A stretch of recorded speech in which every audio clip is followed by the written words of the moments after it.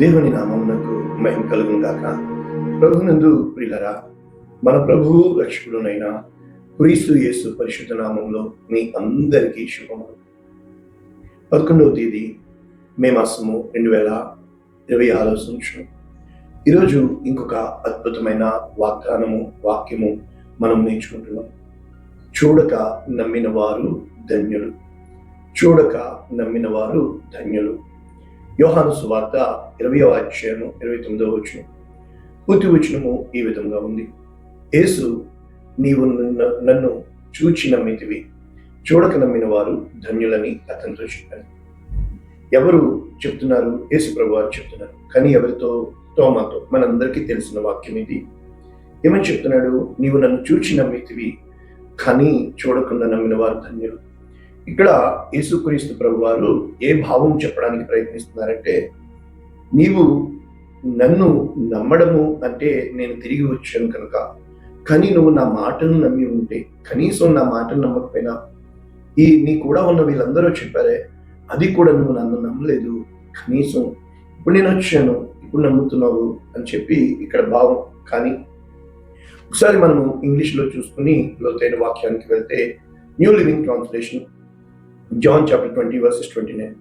Then Jesus told him, Thomas తోటి యేసుక్రీస్తు ప్రభు వారు ఇలా చెప్పారు, you believe because you have seen me. నువ్వు నమ్ముచున్నావు కారణము ఇది. ఈరోజు మన వాక్య ధ్యానం. నీవు నన్ను చూచావు కనుక. Blessed are those who believe without seeing me. అయితే ఎవరైతే నన్ను చూడకపోయినను నా మాటలు నమ్ముచున్నారో వారు ధన్యులు. ఇది పర్ఫెక్ట్ భావం. అయితే మనం ఎలా నేర్చుకోవచ్చు? ఇప్పుడు నమ్మకము, ఈ ట్రస్ట్ అనేది అది రెండు రకాలు ఉంటాయి. ఒకటి చూచి నమ్మడము, రెండవది చూడకుండా నమ్మడము. అంటే కొన్నిసార్లు మనము ఎవరైనా ఏదైనా చెప్తే అది మనం చూసి, అంటే అబ్జర్వేషన్, గమనించి అవును అని చెప్పి, ఉదాహరణకి మనము సమరయ స్త్రీ యేసుప్రభు వారి దగ్గరికి ఆ ఊరిని తీసుకొచ్చినప్పుడు ఊరి వారు సమరయ స్త్రీతో చెప్తారు, నీవు చెప్పిన మాటను బట్టి కాక ఇప్పుడు మేము స్వయంగా చూచి ఈయన లోకరక్షకుడని గ్రహించి తెలుసుకోగలుగుచున్నాము అని చెప్పి. అంటే ఎవరో చెప్పిన మాటని నమ్మడం వేరే, నిజంగా ఆ మాటని అవునా కాదా అని మనం పరీక్షించి తెలుసుకునుట వేరే. ఇక యెహోవా ఉత్తముడు అని రుచి చూచి ఎరగండి. అంటే మనము స్వయముగా, ఇంకా చెప్పాలంటే ఏవి మేము కన్నులారా చూచితమో, ఏది నిదానించి కనుగొంటినో, దేనిని మా చేతులు తాకెనో ఆ జీవమును గురించి మేము మీకు సాక్ష్యం పలుకుతున్నాం. అంటే ఒక వ్యక్తి సాక్ష్యము దేనికి పలుకుతున్నాడు? తన జీవితంలో జరిగిన సంగతులు ఖచ్చితమని చెప్పి అతను ఇతరులకు సాక్ష్యం చెప్పడానికి సిద్ధపడుతున్నట్లు మనం చూస్తున్నాం. ఇక ఈరోజు కాంటెక్స్ట్ లోకి వస్తే, ప్రభునందు ప్రియులారా, చూసి నమ్మడం, చూడక నమ్మడం రెండు రకాలుగా ఆలోచిస్తే, ఒకటి మూఢనమ్మకం, రెండవది నమ్మకం. నమ్మకం అనేది పరీక్షకు నిలబడాల, అప్పుడు మాత్రమే నమ్మకానికి విలువ ఉంటుంది. పరీక్షకి నిలబడినప్పుడు అది మూఢనమ్మకం, గుడ్డి నమ్మకం అవుతుంది. కనుక ఇప్పుడు ఇంకా లోతుగా వెళ్తే రెండు రకాలు. ఒకటి సైన్స్, రెండు కాన్సైన్స్. ఈ సైన్స్ అంటే ఏంటంటే నీ బహిరంగంగా. ఉదాహరణకి సైన్స్ కి డెఫినేషన్ ఏంటి? The things you have observed which are existing in physical manner. అంటే బహిరంగముగా మనము ఏవైతే భౌతికముగా ఆ యొక్క స్థితిగతులను మనము గమనించి పరీక్షించి విత్ ఎవిడెన్స్, అవి సాక్ష్యాధారాలతో నిరూపించబడాలి, ప్రూవ్. అప్పుడు దాన్ని సైన్స్ అంటారు. ఇంకా చెప్పాలంటే సైన్స్ అంటే ఒక ఎక్స్పెరిమెంట్ ఉందనుకోండి, అంటే సైంటిస్ట్ ఏం చేయాలి? ఎక్స్పెరిమెంట్ చేయాలి. ఒక ప్రయోగము ఎలాగా? Make, test and repeat. అంటే మొట్టమొదట ఒక వస్తువు తయారు చేయబడాలి, తర్వాత ఆ వస్తువు పరీక్షింపబడాలి, ఆ తర్వాత పరీక్షింపబడిన ఆ వస్తువు పనిచేసిన తర్వాత తిరిగి దాన్ని రిపీట్ చేయగలగాలి. అది ప్రొడక్షన్. కాబట్టి ఇది కరెక్టే, ఇవి ఎవిడెన్స్లే. కానీ ఈ సైన్స్ వర్సెస్ థియాలజీ అంటే దైవజ్ఞానము, లేకపోతే ఒక రిలీజియస్ బిలీఫ్స్. మరి పూర్తిగా ప్రపంచమంతా కూడా రెండు విషయాలు నమ్ముతుంది. ఒకటి సైన్స్ ఉందని నమ్ముచున్నాం కనుక అనుదిన జీవితంలో మనం సైన్స్ ఖచ్చితంగా నేర్చుకోవడమే కాదు, మనము ఇంజెక్షన్లు తీసుకోవడమే కాదు, సైన్స్ని బట్టే కదా మనకు ఆహారము సమస్తము మనము గ్రహించగలుగుతాము, అర్థం చేసుకోగలుగుతున్నాం. తప్పే ఉంది. అంటే ఈ రోజున కోవిడ్ వ్యాక్సిన్ వల్ల ఆగిపోయిందా అంటే కాదు. అందరికీ తెలిసిందే దేవుడే ఆపాడు కోవిడ్‌ని. కానీ ఈరోజు యుద్ధము సైన్స్ వలన ఆగిపోయిందా అంటే కాదు. దేవుడే ఆప్ చేశాడు యుద్ధాన్ని. మరి ఇవి 2 ఎలాగ పొత్తు కుదురుతున్నాయి? ఆ రోజు కోవిడ్ వ్యాక్సిన్ తీసుకున్న వారు ఈరోజు ఎందుకు హార్ట్ అటాక్‌కి గురవుతున్నారు? ఆ రోజు అది అమృతము అయింది. ఈరోజు ఎందుకు పాయిజన్ అవుతుంది? అంటే మన జీవితంలో చాలా విషయాల్లో ఎన్నో విషయాల్లో మన నమ్మకంలకు మించి మనము ఎక్కువగా ఊహించుకుంటూ ఉంటాం. కారణం ఏంటంటే మన ఊహాలోకానికి ఎవిడెన్స్ ఉండదు. అంటే సాక్ష్యాధారాలు ఉండవు. ఉదాహరణకి విశ్వాసము అంటే నిరీక్షింపబడే వాటి యొక్క నిజ స్వరూపము, అదృశ్యమైనవి ఉన్నవి అనుటకు రుజువు. మరి విశ్వాసముని ఒక విధంగా మనము దేవుడు పదే పదే చెప్తున్నాడు, నమ్ముట నీ వలనైతే నమ్మువానికి సమస్తము సాధ్యం. యేసుక్రీస్తు ప్రభువారు గుడ్డివారిని అడుగుతున్నారు, నేను మీకు ఇది చేయగలనని మీరు నన్ను నమ్ముచున్నారా? అంటే మీకు చూపుని ఇవ్వగలనని వారు నమ్ముచున్నాము అన్నారు. అంటే 5 రొట్టెలు 2 చేపలు 5,000 మందికి పెట్టడమే కాకుండా నీటిని ద్రాక్షారసముగా మార్చు. అంటే ఇప్పుడు బైబిల్ని మనం ఏమనాలి? ఫిక్షన్ అంటే అది ఒక అభూత కల్పన అని చెప్పాలా? పోనీ ఈరోజు ఎవరైనా వచ్చి 5 రొట్టెలు 2 చేపలు ఇచ్చి ఇవి మీరు మల్టిప్లై ఇవి చేయండి అంటే మనం ఎవరు చేయలేము. కారణం ఏంటంటే ఇవి ఫెయిత్ అంటే సైన్స్ కి ఏ విధంగా మేక్ టెస్ట్ రిపీట్ ఉందో అదే విధంగా ఈ థియాలజీకి లేకపోతే ఫెయిత్ కి 3 మెట్లు ఉన్నాయి. ఒకటి రెవల్యూషన్ అంటే నీకు దేవుడు ఒక ప్రత్యక్షత ఇస్తాడు. 2 నీవు దాన్ని నమ్మాలి లేకపోతే విజన్ అంటారు. 2 విశ్వాసము ఫెయిత్ నువ్వు దాన్ని నమ్మాలి విశ్వసించాలి. 3వది మనం చూసినప్పుడు ఇంటర్ప్రిటేషన్ అది ఏ విధముగా నీ పట్ల కార్యరూపము దాల్చింది. అంటే మనము నమ్మడము అనేది ఇక్కడ ఫండమెంటల్ ప్రిన్సిపల్ అయితే లేని వాటిని ఉన్నట్టుగా మృతులను సజీవులుగా చేసే దేవుడని నేను అంటాడు. ఎడారిలో నదులను ప్రవహింప చేయువాడని నేను అంటాడు. అంటే ఎలా జరుగుతుంది? అరణ్యంలో త్రోవ కలుగు చేయవాడని నేను అంటాడు.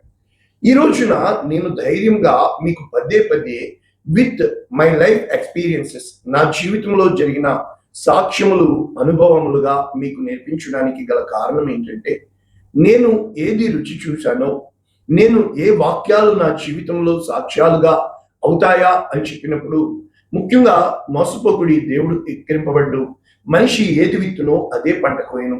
ఈ వాక్యాలన్నీ కూడా నేను చూశాను ప్రజల జీవితాల్లో నెరవేర్పులో. అంటే పరిశుద్ధ గ్రంథంలో ఉన్న ప్రతి వచనము వాగ్దానము వాక్యము కార్యరూపంలో నేను చూసి ఈ రోజున సేవ నేను చేయటం కంటే సేవకు నాకు ఒక దర్శనము చూపించి నన్ను దేవుడు నడిపించాడు. ఇప్పుడు ప్రస్తుతం కాంటెక్స్ట్ లో తోమా, ఈ తోమా విషయానికి వస్తే మన హిందూ దేశానికి తోమా వచ్చి కేరళ తమిళనాడు మరి సేవ చేసినట్లు మనం చూడగలుగుతున్నాం. తమిళనాడులో ఆయన సమాధి ఉంది.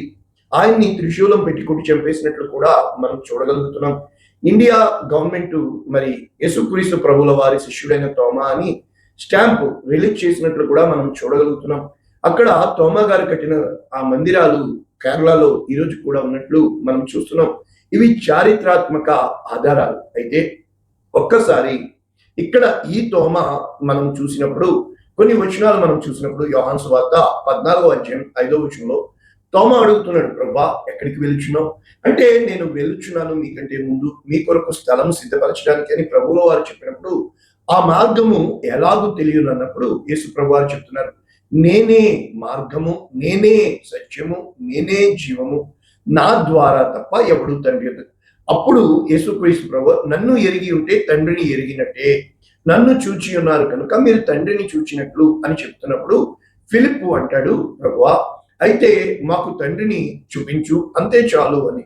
అప్పుడు యేసుక్రీస్తు ప్రభుల వారు బాధతో నేను ఇంతకాలం మీ యొద్ద ఉండినను నీవు నన్ను ఎరుగకైనే ఉన్నావా?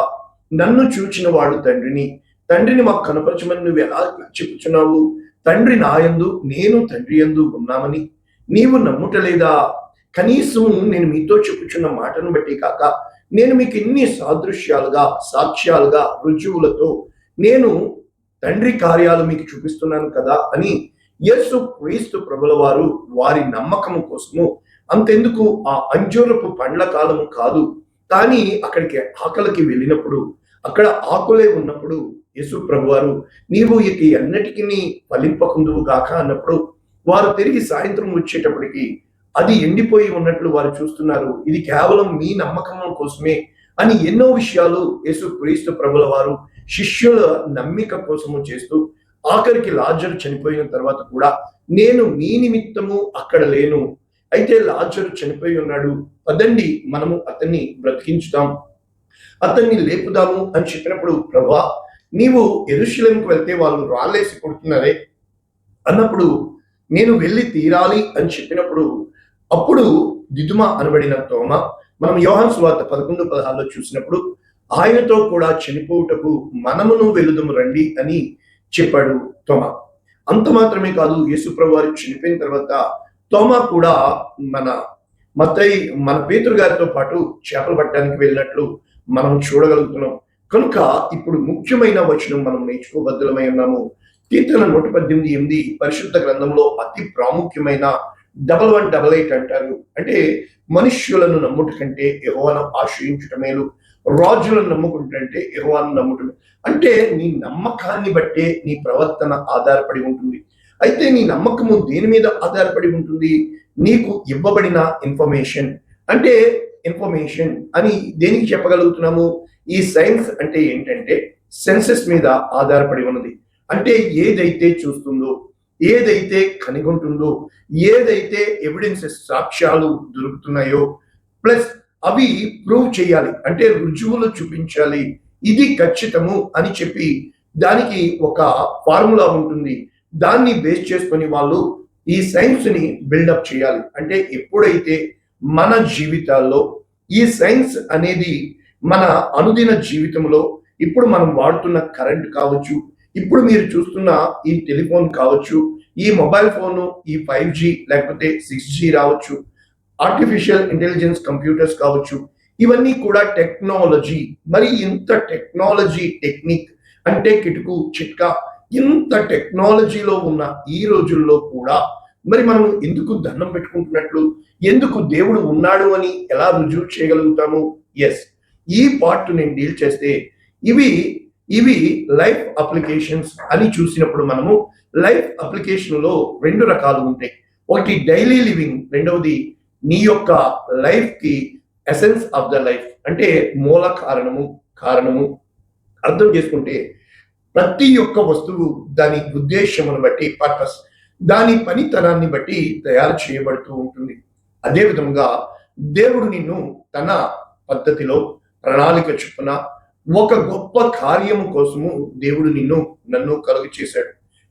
నన్ను కలుగు చేసిన విధముగా చూడగా తల్లి గర్భములో పిండముగా రూపింపబడక మునిపే దేవుడు మన యందు ఉన్న ఆయన తలంపులు, ఆయన ఊహలు, ఆయన ప్రణాళికలు ఖచ్చితముగా జరిగి తీరుతున్నాయి, నెరవేరుతున్నాయి.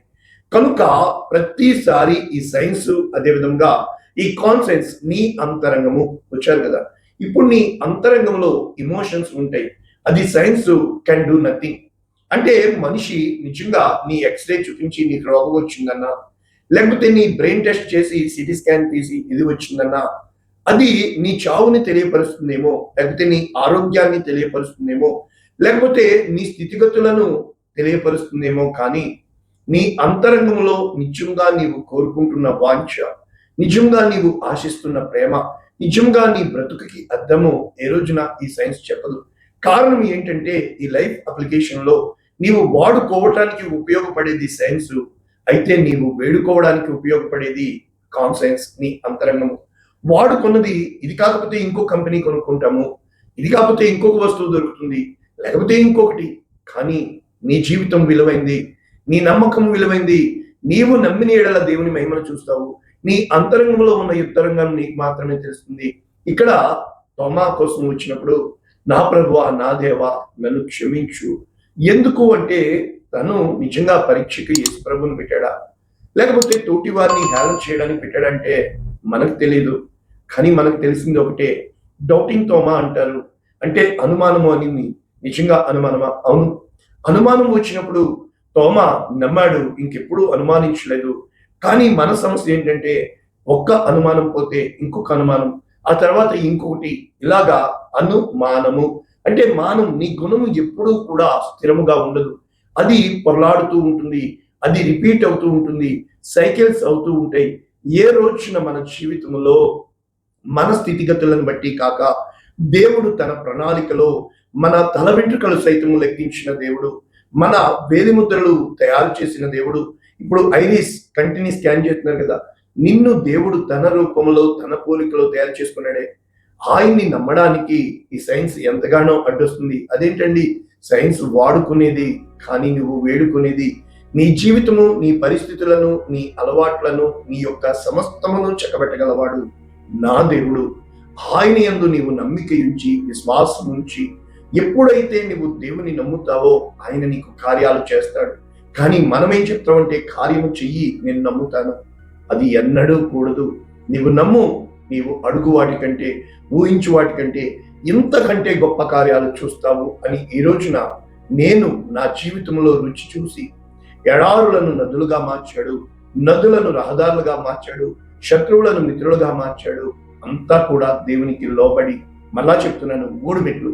1 రెవల్యూషన్, నీవు ఏది అయితే నీకు తెలియపరచబడి ఉందో దాని విషయంలో ఫెయిత్, నీవు కలిగి ఉన్న విశ్వాసము. తర్వాత ఇంటర్ప్రిటేషన్, అది ఎలా జరిగింది నీ జీవితంలో అనేవి నేను ఎన్నని చెప్పగలను. అనుదినము నేను మీతో పంచుకుంటున్నాను. నా దేవుడు గొప్పోడు, సురేష్ దేవుడు గొప్పోడు అని నేను ధైర్యంగా చెప్పగలను. ఇలాంటి విశ్వాసంతో అనుదినము వాక్యం వింటున్న మీరు ఇంకా విశ్వాసంలో బలపడాలని ఆశపడుతున్నాను. ప్రార్థన చేద్దాం.